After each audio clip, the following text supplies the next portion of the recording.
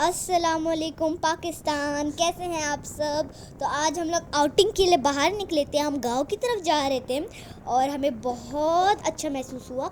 हमारे जो गांव का नाम है सखाकोट है, वो तकबई के करीब है।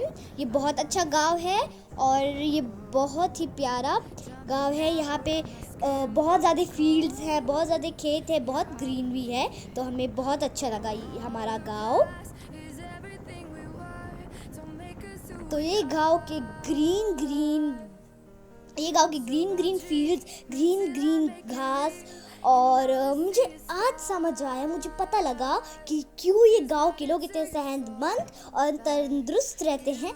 क्योंकि वो फील्ड्स के जो खेत के है दरमियान में रहते हैं और वो फ्रेश जो खेत के जो साग होते हैं ये फ्रेश खाते हैं, इसलिए वो बहुत तंदुरुस्त रहते हैं। और गांव के लोग हमारे शहर के लोगों की तरह गोलियां खा के नहीं सोते कि गोली खा ली और बस सो गए और बीमार रहते हैं। नहीं, हम जो गांव के लोग होते हैं ये हमेशा तंदुरुस्त और हमेशा जो है ये लोग हमेशा काम करते हैं और ये बहुत तंदुरुस्त रहते हैं, कभी बीमार नहीं होते क्योंकि ये फ्रेश खेतों के साग खाते हैं और ये बहुत जो है अपना ख्याल रखते हैं।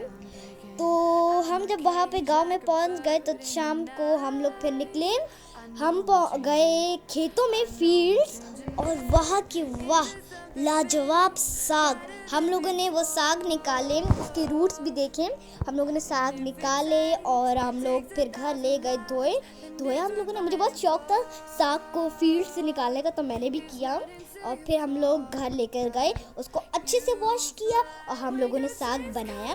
जैसे सिटी में, शहर में हम लोग साग में इतना मसाला ऐड कर देते हैं कि उसका अपना टेस्ट ही चला जाता है, उसका अपना जायका ही चला जाता है। पर गांव के लोग ऐसा नहीं करते। गांव के लोग बस वॉश कर लेते हैं, बॉईल कर लेते हैं और बना लेते हैं, इसलिए ये तंदुरुस्त रहते हैं।